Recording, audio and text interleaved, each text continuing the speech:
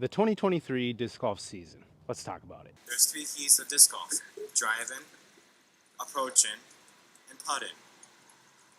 You need all 3 to do this disc sport.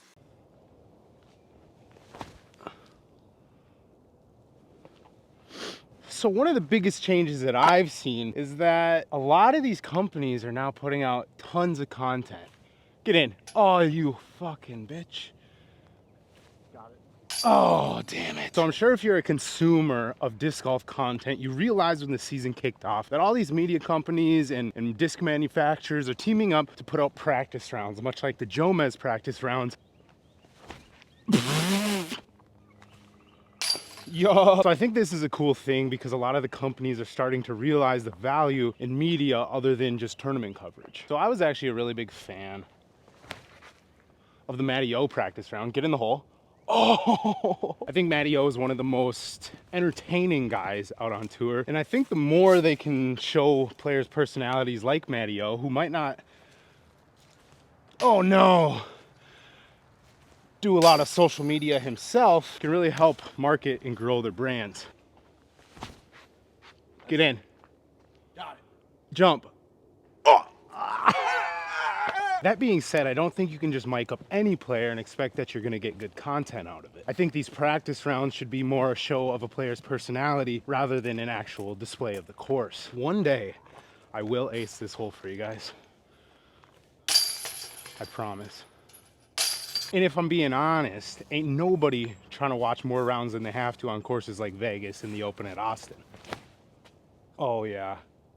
Jump, get in the hole. So Paul McBeth basically stated that he hated the course at the Open at Austin. And I think that brings up a good question. Do the courses on the Disc Golf Pro Tour kind of suck? Are we losing the real feel of wooded disc golf? Oh my God, you suck. I still suck. And I understand that the ball golf style courses are better for live coverage and for the viewer experience, but is the viewer experience really all that great when we just have to watch 450-foot hyzers over and over again? So in one of Paul's post-round interviews, he basically talked about how he hated the courses at the Open at Austin. Talking about how he feels like he's losing shots in his game, like the dead straight fairway driver or mid-range, and that the courses nowadays don't really call for anything other than a big hyzer forehand or a big hyzer backhand. Come on. Paul basically said that he thinks we're losing the real game of disc golf. So I honestly think it's great that we have the most influential player in the game speaking up about how we need to bring back real disc golf. No way. How did that miss? Up until this year, I was always a Jomez post-produced type of guy. But then I kind of realized after watching a lot of the live coverage that you really can't replace the emotion and the feeling of live disc golf. So I don't really find myself wanting to rewatch coverage when I already know what happened. I also think all the guys bitching in the Disc Golf Pro Tour's comments about how you're spoiling the event need to realize you can't actually spoil live sports. Now I think we should talk a little bit about the current strength of the field in both FPO and MPO. Now I do think that the current FPO field is stronger than it has ever been. There you go. That's actually got to do it, right? But I think players like Holland Hanley and Caroline Henderson still prove that after just a couple years even playing the game, it's still possible to compete on the Disc Golf Pro Tour. Minnesota slide.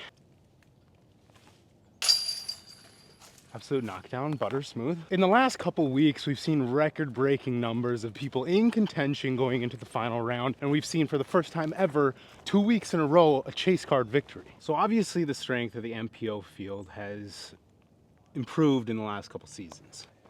That's gotta be it, actually. Drop.